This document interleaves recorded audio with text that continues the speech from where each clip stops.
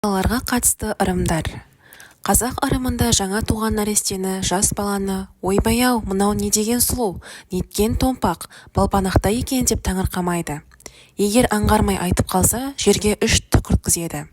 Жағыңа жылан жұмыртқаласын, тіліңе тікен қадалып теріскен шықсын, аузыңа қарақан толсын деп кексе әйел аузын жапқызады. Онысы балаларға тіл тимесін, көз сұғы қадалмасын, баланың ғұмыр жасы ұзақ болсын, бақыт бағы таймасын дегені. Нәрестенің еңбегін баспайды, өйткені баланың жаны мен бақыты еңбегінде болады дейді. Нәрестенің былқылдап тұрған еңбегін басса, миы зақымдалады, өміріне қатер төнеді, періштесі шошынады деп ырымдайды. Баланың ит жидесін далаға тастамайды, біреуге бермейді. Себебі нәрестенің бақыты сол жидені киген күннен басталады. Сол жидеде бақыты сақталады деп жориды. Бұрынғы заманда дауға барған адамдар, жауға шапқан батырлар баласының ит жидесін қойнына тағып алып жүрген. Сол жиде қауіп-қатерден, пәле-жаладан сақтайды деп ырымдаған. Алыс сапарға аттанған ата-аналар баласының уыз иісі әбден сіңген ит жидесін тастамай ала жүретін болған. Мұны қазақ біріншіден жол оң болады деп санаса, екіншіден баласын сағынғанда сол жидені иіскеп сағынышын басқан. Бесікке пайдаланып жүрген түбекті, шүмекті төңкермейді. Оны төңкеріп қойса, ішіне кір жабысып пәле үймелейді. От басына қойса, қурап семіп қалады. Сондықтан оны тазалап жуып, күн көзіне кептіру керек. Әйтпесе баланың қолы тұтылып ауырады. Жіңішке ауруға шалдығады деп ырымдайды. Әкесі тірі бала қолын төбесіне қойып, төр алдында шалқасынан түсіп жатпайды. Бұлай істесе әкесіне наразы болғаны. Өлім тілеп зауал әкелгелі жатыр деп жаман ырымға жориды. Мұндайды үлкендерге құрметсіздік, әдепсіздік, ессіздік деп санайды.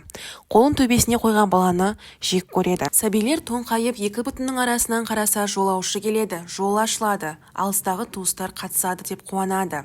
Жол болсын деп тоңқайып тұрған сәбидің бұтының арасынан аузына дән, тәтті тағам тістетеді, май сорғызады. Мұнысы барлық ісі оң болсын деген ырымы. Жалғыз ұлына жамау-жамау киім кигізіп төбесіне айдар қояды.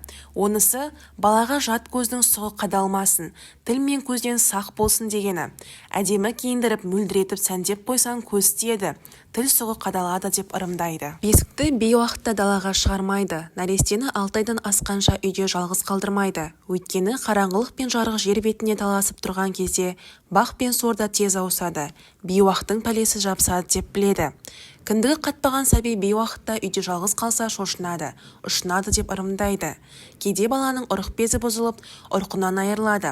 Ауыз басы қисайып қалады, сондықтан әлетіне кірмеген баланың қасынан адам үзілмеген жақсы деп иланады. Ұзақ жолдың азабын тартып келген жолаушы жаңа босанған әйелдің үстіне кірмейді.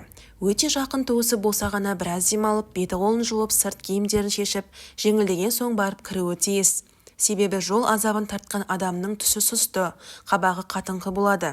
Өмір есігін жаңа ашып, көзі мөлдіреп жатқан сәби мен сүйек-сүйегі босап, әсіреп жатқан ана шошынып қалмасын, секемденбесін, сескенбесін деп ырымдайды. Бос бесікті тербетпейді. Баласы өліп, бағы сөніп, өзегі өртенген, содан есалаң күйге ұшыраған әйел ғана бос бесікті тербетіп зарланады. Сондай жамандық болмасын деп ырымдайды.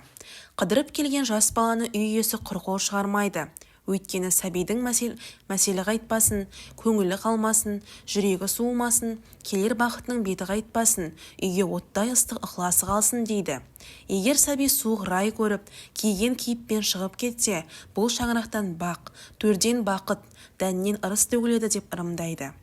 Баланы тұңғыш алыс сапарға той жасап аттандырады. Тойға үлкен-кішінің бәрін шақырады.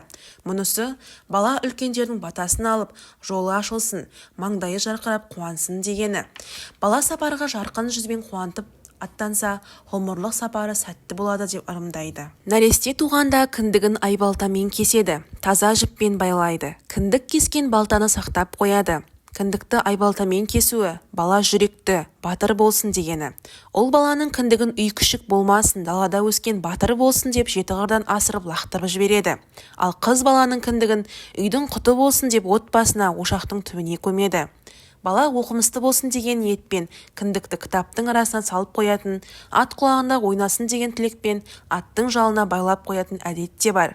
Тілегімізді кіндік кескен жерден, кіндік қан тамған жерден бер дейтін сөз осындай ырымдардан қалған. Қас-қас тұрып апыл-тапыл жүре бастаған баланың тұсауы салтанатпен кесіледі. Тұсауы кесілмесе бала сүріншек болады, үлкейгенде топ ауруына шалдығады деп сенеді.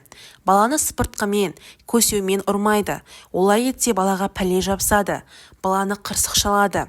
Көсеуден от ауруы, сыпыртқыдан лас ауруы жұғады деп ырымдайды. Тай мініп, өзінің сүндет тойына шақыра барған балаға тәтті дәм береді.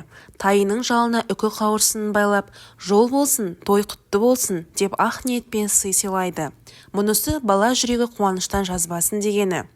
Біреудің әйелі ұл тумай ылғи қыз туа берсе, ол соңғы туған қызына ұл болсын, ұл туған, жаңылсын деген тәрізді тілеу аттар қояды.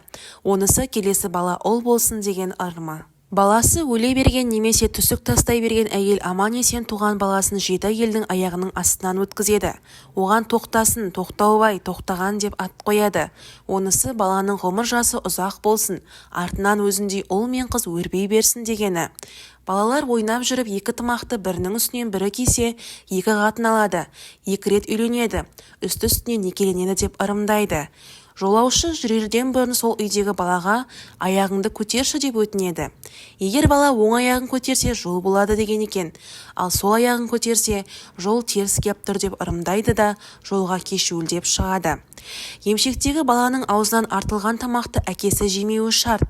Себебі бұл асқа емшек сүті араласады. Баланың әкесі емшек сүтін емгенмен тең деп қарап, жаман ырымға жатқызады. Бала есейгенде әкесін сыйламас болады, қан араласады деп ырымдайды. Бала төр алдында етпетімен түсіп жатпауы керек. Олай жатқан балаға қариялар, әй түйнек, әкең өліп бауырыңды қара жерге төсеп жатырсың ба деп кәрілене зекіп тастайды. Етпеттеп жатса ыстық бауырды тастай суық қара жерге баспа, жаман болады, адам өледі деп ырымдайды. Баланың денесіндегі алуан меңді ырымдайды. Мәселен, қызыл меңі көп болса, ұлы көп болады екен, ал қызыл мең, қара мең тең болса, ұл мен қызы тең болады екен деп сенеді. Ешкінің құйыршығын, сирағын, қойдың құйымшағын балаға мүжуге бермейді. Бала есейгенде тентек, жеңілтек болып кетеді. Әке шешенің сөзіне құлақ аспайды деп ырымдайды. Арқан жіп есіп жатқан кезде керулі тұрған арқан астынан балаларды өткізбейді. Буынып өлесің, бойың өспей аласа болып қаласың деп ырымдайды. Бала тістегенде түскен тісін шидің арасына тастайды. Онысы қайта өскен тіс берік болсын дегені. Баланы сүндетке отырғызғанда шертпен тастамай, киіз үйде құрулы тұрған шидің басына іліп қояды. Мұнысы бала ер жетіп отау тіккенде босағасы берік болсын дегені.